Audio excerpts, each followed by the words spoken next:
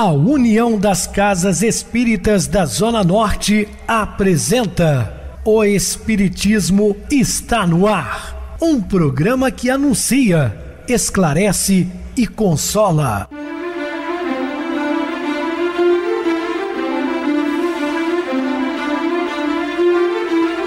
Não se turve vosso coração. Credes em Deus, credes também em mim. Na casa de meu pai há muitas moradas. Se assim não fora, eu vou-los teria dito, pois vou preparar-vos lugar. O Espiritismo está no ar. Sintonize esta frequência. Pare, pense na vida, faça perguntas. Muito boa noite, meus queridos e amados irmãos ouvintes da Rádio Clube FM, também do programa O Espiritismo está no ar, uma onda de amor e luz em seu rádio. Este é um programa que anuncia, orienta e consola. Rádio Clube FM, sua voz é a nossa voz. Estamos no ar de segunda a sexta desde 2014 pela emissora. Depois passamos a transmitir pelo YouTube também. O canal é Viver _ Melhor. Se inscreva, deixa seu like. Sua opinião é sempre importante para nós. Acesse o YouTube, digite O Espiritismo está no ar. Lá encontrarão vários programas, inclusive o do dia. Recebo carinhosamente meu querido amigo espiritista, trabalhador da Casa Espírita Maria de Nazaré, Adilson Reis. Uma boa noite, seja muito bem-vindo. Boa noite, Pedrosa, boa noite a você, ouvinte da Rádio Clube FM. Sejam todos bem-vindos a mais uma edição do programa O Espiritismo está no ar. Vamos estudar e aprender juntos. Que Jesus nos abençoe. Jesus nos abençoe e hoje vamos estudar sobre a necessidade do trabalho. Dúvidas, entre em contato conosco, ligando para o WhatsApp da Rádio Clube FM, que é 999327758. Quer falar comigo? Utilize a TIM 988012675, o WhatsApp 9844949, novamente 59, o e-mail, o Espiritismo está no ar, @hotmail.com. Interajam conosco, façam perguntas, tirem dúvidas, podem dar sugestões ao programa, estamos à disposição de todos os ouvintes. Vamos agora para aquele momento muito especial que é o nosso momento de oração. Sintonize esta frequência. O Espiritismo está no ar. Momento de oração. O certo é olharmos sempre para o alto, para o que nos fornece ânimo e esperanças. Quando enxergamos as maravilhas do céu, das estrelas, nasce em nós uma vontade de progredir, de nos encontrar com Deus, de ser feliz. Mas se olharmos sempre para baixo, para o chão, isso pode significar falta de horizontes, de largueza, de expectativas prazerosas. Tal costume funciona como um redutor de energias e esperanças. Gere energias positivas. Quando você gera uma energia positiva, é o primeiro a ser beneficiado. Estamos apresentando O Espiritismo está no ar. Bem, meus amados irmãos, estamos de volta com o assunto da noite, falando sobre a necessidade do trabalho. Devemos considerar, porém, que não basta se diga ao homem que lhe corre o dever de trabalhar. É preciso que aquele que tem de provar a sua existência por meio do trabalho encontre em que se ocupar. O que nem sempre acontece. Sim, é muito bom, é muito gratificante quando você vai para o trabalho amando aquilo que faz. E é muito triste quando você vai para um local que você não gosta, que não tem afinidades. É assim como fazer uma faculdade, por exemplo, né? Você vai cursar um determinado curso que, por imposição às vezes de familiares ou por sugestões de um amigo, você achou que aquilo fosse, na verdade não é. Eu fui fazer administração e não tinha nada a ver comigo, entendeu? Só porque meu irmão se formou em administração. Então, eu dou sempre um conselho assim, é melhor partir para um outro do que tentar forçar a barra e formar sem nunca exercer a função, né? É como aquele médico que foi obrigado pelos pais a se formar médico. Vai ser sempre um péssimo médico, porque ele não gosta do que faz. Seja um simples trabalhador que ama a profissão, tudo bem, ele vai feliz para lá. Então, a gente tem que pensar muito com relação a isso. Claro que tem tudo a ver com a necessidade também. Você é um chefe de família, precisa sustentar os seus, não encontrou um trabalho adequado, vai para aquele até conseguir melhorar e passar para um outro. Quando se generaliza a suspensão do trabalho, assume as proporções de um flagelo, qual miséria. Refletindo a respeito desse assunto, entendemos que os conflitos sociais representam uma das principais causas de sofrimento no mundo contemporâneo. Na verdade, é bem sabido que a maior parte das misérias da vida tem origem no egoísmo dos homens. Isso é fato, nem discutível. Desde que cada um pensa em si antes de pensar nos outros e cogita antes de tudo de satisfazer os seus desejos, cada um naturalmente cuida de proporcionar a si mesmo essa satisfação a todo custo e sacrifica sem escrúpulo os interesses alheios. Assim, nas mais insignificantes coisas, como nas maiores, tanto de ordem moral quanto de ordem material, daí todos os antagonismos sociais, todas as lutas, todos os conflitos, todas as misérias, visto que cada um só trata de despojar o seu próximo. Isso é muito comum, por exemplo, nas famílias, né? Às vezes famílias numerosas, aí os pais morrem, têm a herança e um tenta passar a perna nos demais, como acontece em muitos casos, né? Tomando tudo dos outros, criando um atrito aí que vai rolar toda a encarnação e depois vai ter que voltar, né? Fazer o caminho de volta, pagar todos os seus dividendos, enfim. Temos que pensar muito, muito nisso. E o ideal é pensar no coletivo, no todo, né? Se você está bem empregado, procure também empregar os seus amigos, né? Dê condições a eles, enfim. Isso é que é importante. No primeiro caso, a pobreza e a riqueza devem ser entendidas como instrumento de melhoria espiritual, pois a pobreza é, para os que a sofrem, a prova da paciência e da resignação. Já a riqueza é para os outros a prova da caridade e da abnegação, que nem sempre é vista assim, né? Ou são vistas assim.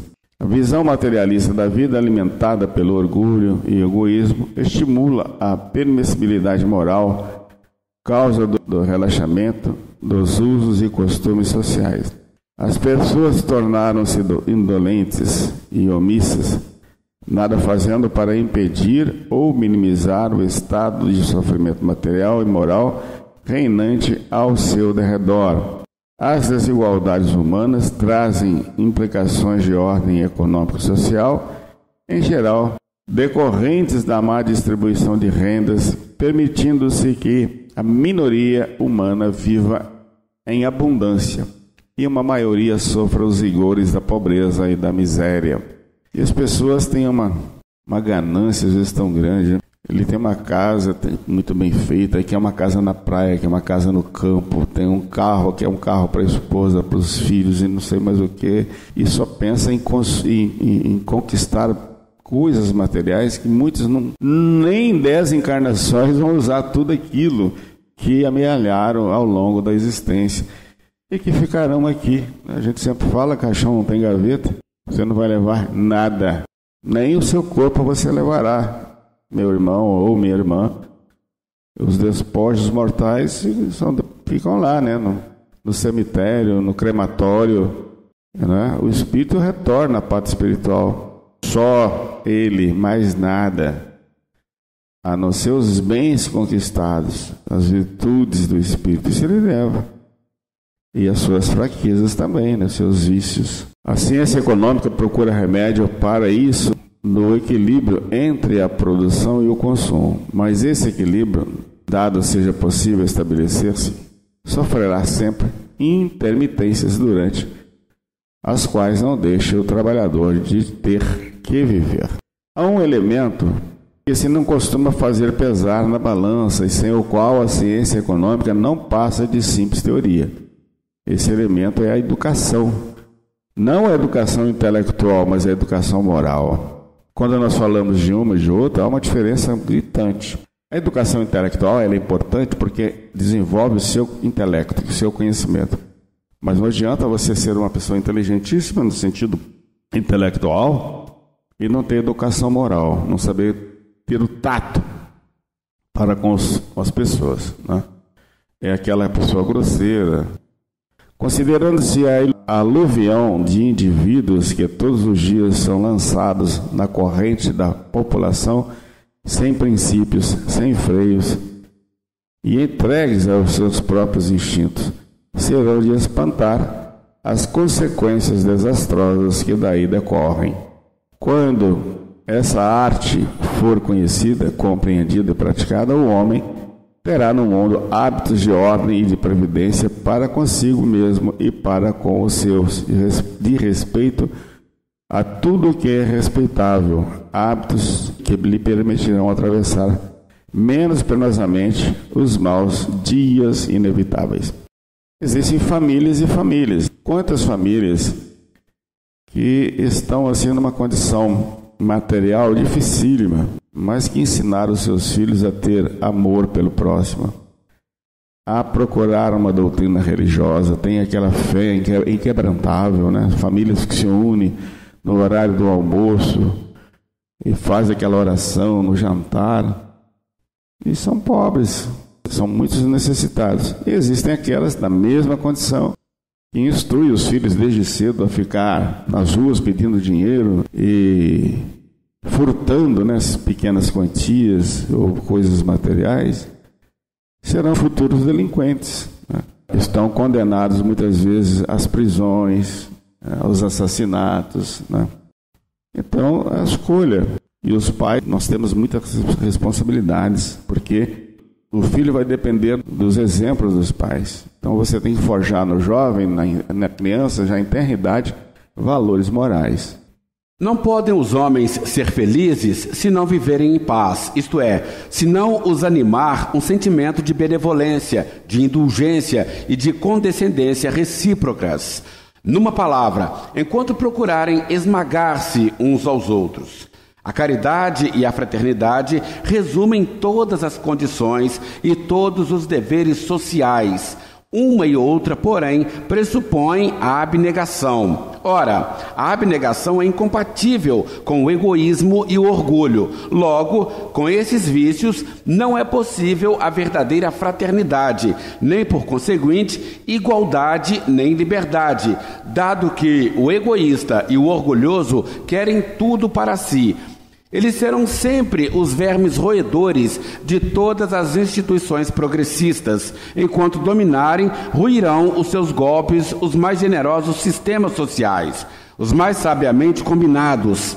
É belo, sem dúvida, proclamar-se o reinado da fraternidade, mas para que fazê-lo se uma causa destrutiva existe? É edificar um terreno movediço, o mesmo fora decretar a saúde numa região malsã. Em tal região, para como os outros, insista destruir as causas da insalubridade, para que os homens vivam na terra como irmãos. Não basta se lhes deem lições de moral, importa destruir as causas de antagonismo, atacar a raiz do mal, o orgulho e o egoísmo. O Espiritismo nos apresenta uma solução para o problema da miséria social, expressa nas seguintes palavras de Allan Kardec: liberdade, igualdade, fraternidade. Essas três palavras constituem, por si sós, o programa de toda uma ordem social que realizaria o mais absoluto progresso da humanidade. Se os princípios que elas exprimem pudessem receber integral aplicação, a fraternidade, na rigorosa acepção do termo, resume os deveres dos homens, uns para com os outros, significa devotamento, abnegação, tolerância, benevolência, indulgência.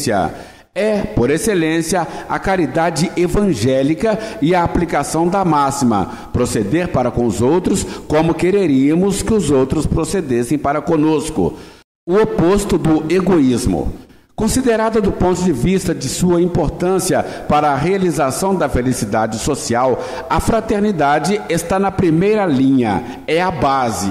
Sem ela, não poderiam existir a igualdade, nem a liberdade séria. A igualdade decorre da fraternidade e a liberdade é consequência das duas outras.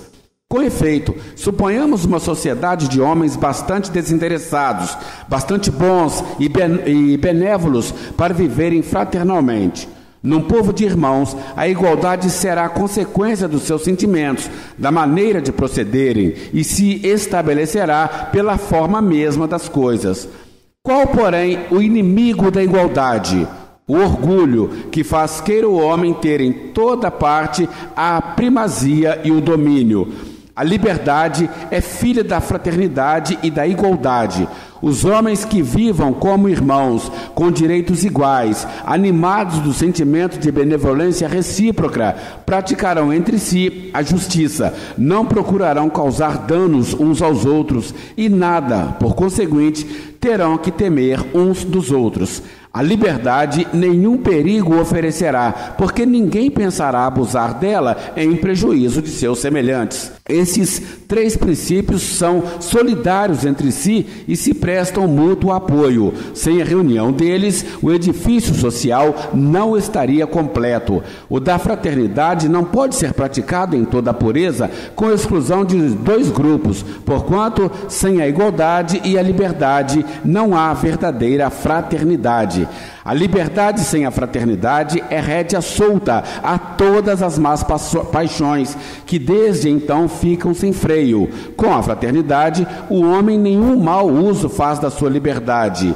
É a ordem. Sem a fraternidade, usa da liberdade para dar curso a todas as suas torpezas.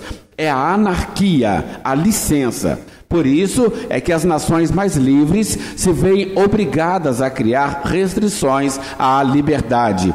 A igualdade sem a fraternidade conduz aos mesmos resultados, visto que a igualdade reclama a liberdade. Sob o pretexto da igualdade, o pequeno rebaixa o grande para lhe tomar o lugar e se torna tirano por sua vez. Tudo se reduz a um deslocamento de despotismo. Ninguém contestava os nobres sentimentos de Cecília Montalvão. Entretanto, era de todo sabida sua aversão ao trabalho. No fundo, excelente criatura, cheia de conceitos filosóficos, por indicar ao próximo os melhores caminhos. Palestra fácil e encantadora, gestos espontâneos e afetuosos, seduzia quem lhe escutasse o verbo carinhoso. Se a família adotasse outros princípios que não fossem os do espiritismo cristão, Cecília propenderia talvez à vida conventual. Assim, não ocultava sua admiração pelas moças que até hoje, de quando em quando, se recolhem voluntariamente à sombra do claustro.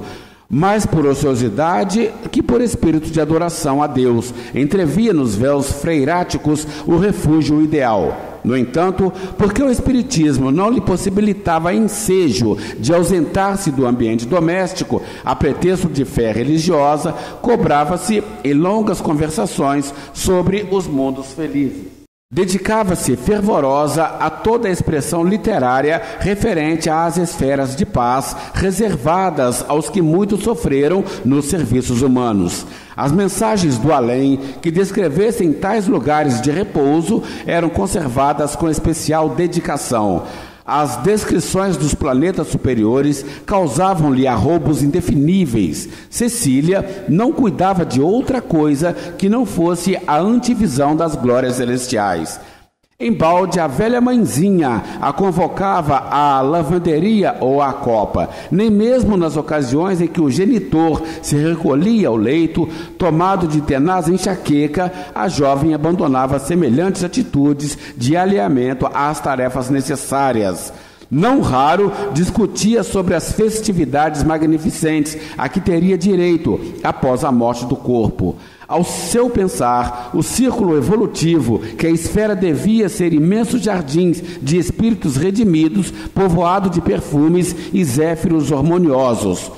No grupo íntimo de preces da família, costumava cooperar com certa entidade generosa e envolvida, que se dava a conhecer pelo nome de Eliezer. Cecília interpretava-lhe as advertências de modo puramente individual. Se o amigo exortava ao trabalho, não admitia que a indicação se referisse a serviços na Terra. Este planeta, dizia enfaticamente, é lugar indigno, escura paragem de almas criminosas e enfermas. Seria irrespirável o ar terrestre se não fora o antigozo dos mundos felizes.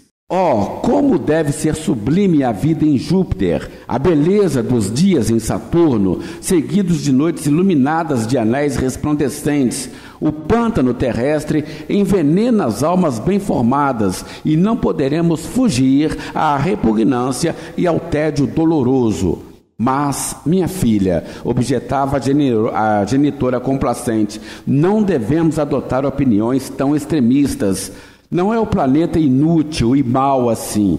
Não será justo interpretar nossa existência terrena como fase de preparação educativa? Sempre notei que qualquer trabalho, desde que honesto, é título de glória para a criatura.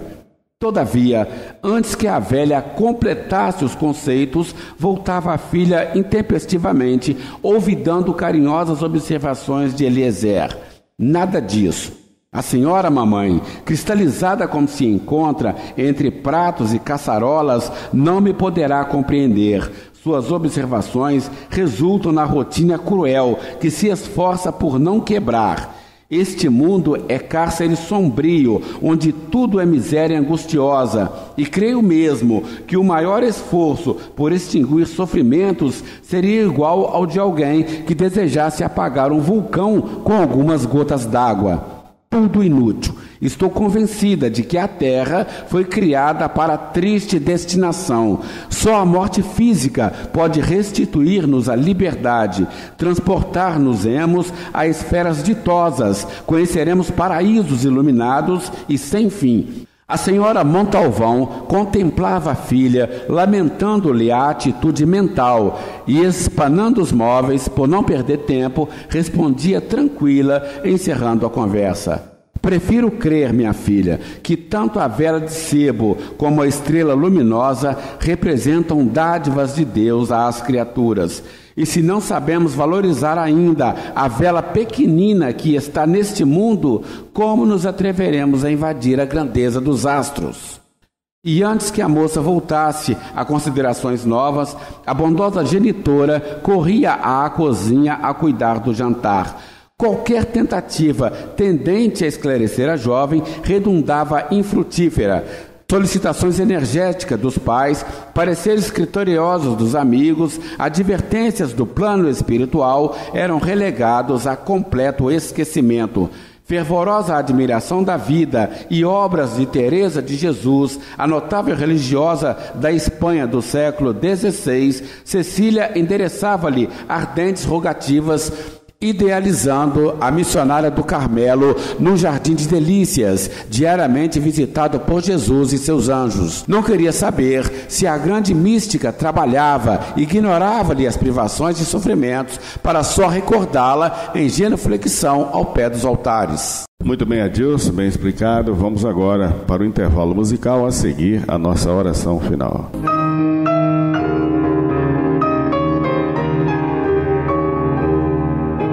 Um Deus.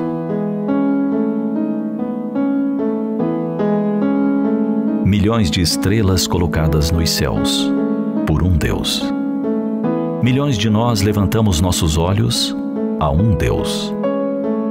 Muitas crianças o chamam por muitos nomes diferentes. Um pai que ama a cada um por igual. Muitas formas diferentes que oramos a um Deus. Muitas são as trilhas que se juntam no caminho a um Deus. Irmãos e irmãs, nenhum é estranho depois que Deus terminou sua criação. Porque seu Deus e meu Deus é um Deus.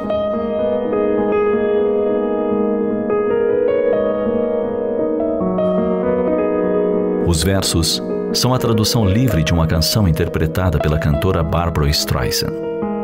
É interessante se observar como tantos cantores no mundo têm se referido a Deus, ao Criador. São criaturas que na terra interpretam as vozes dos céus, conclamando os homens à fraternidade.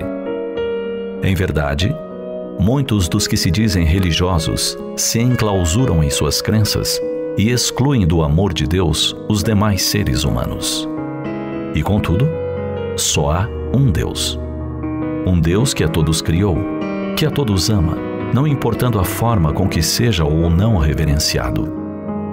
Um Deus que sabe que cada filho seu se encontra em estágio evolutivo diverso e, por isso mesmo, tem diferente entendimento a respeito do seu Criador. Somos nós, os seres pequenos da criação, que nos arvoramos em grandezas e criamos exclusividades, elegemos preconceitos e fazemos seleções de quem deve ou não ser credor das heranças do universo. Somos nós, os homens, que nos separamos em religiões, quando elas deveriam, em verdade, nos unir. Porque, afinal, todos aspiramos pela felicidade. Todos desejamos nos alçar ao Pai, ao Criador.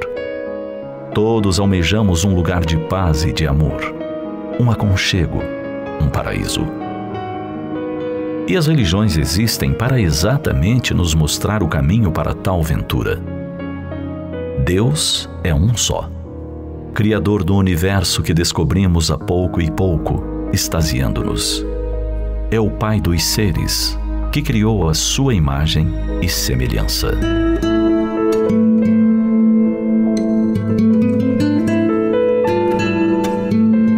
O seu Deus e o meu Deus é um só Deus.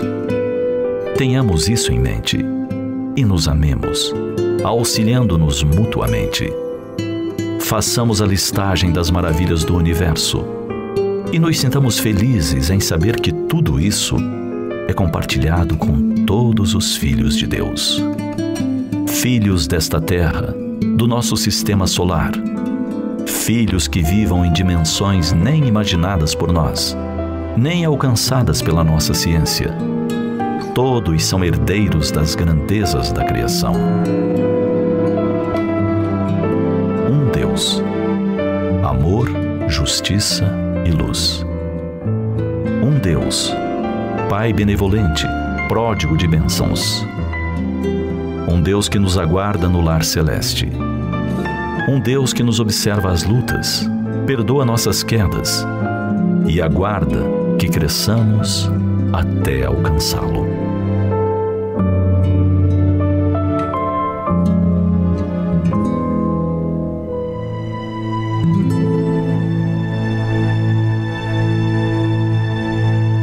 Sintonize esta frequência. O Espiritismo está no ar. Momento de oração. Queridos e amados irmãos em Cristo, mantenha-se calmo e sereno. Confie na força cósmica que enche todo o universo, inclusive sua própria pessoa. Focalize sua confiança em Deus que habita dentro de você e dentro de todas as criaturas. Lembre-se do medo. Caminhe com segurança e procure ouvir as palavras de orientação ditadas no mais profundo de seu coração por Deus que habita dentro de você. Então, meus queridos irmãos, Deus está em cada um de nós. Devemos sempre mergulharmos para o nosso íntimo e encontrá-lo.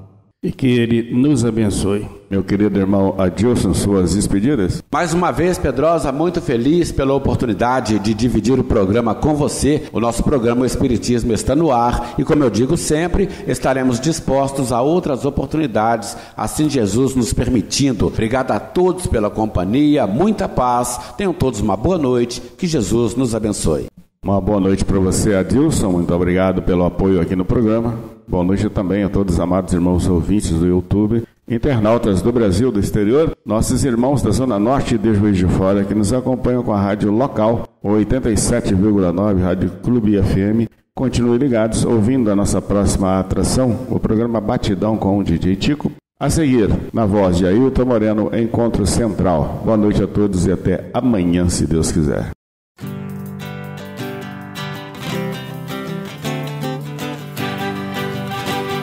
A União das Casas Espíritas da Zona Norte apresentou O Espiritismo está no ar, anunciando o Evangelho de Jesus, esclarecendo sua mensagem, consolando corações.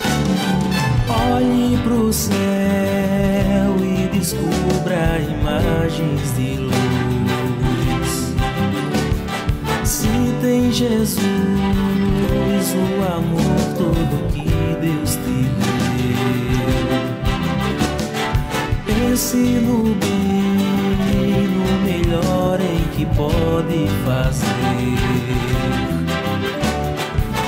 seja o que for, também vai receber.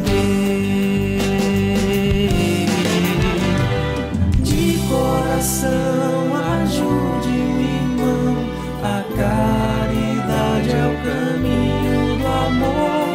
Faça ainda que possa sofrer, pois bênçãos de Deus há de ter. Ame, perdoe e viva melhor a natureza, o céu e o mar. Veja o encanto que a vida nos dá, a chance eterna que temos para amar, para amar. Olhe pro céu e descubra imagens de luz. Sinta em Jesus o amor todo que Deus te deu. Pense no bem, no melhor em que pode fazer. Seja o que for, também vai receber. De coração, ajude o irmão, a caridade é o caminho do amor. Faça ainda que possa sofrer, pois bênçãos de Deus há de ter. Ame, perdoe e viva melhor a natureza, o céu e o mar. Veja o encanto que a vida nos dá, a chance eterna que tem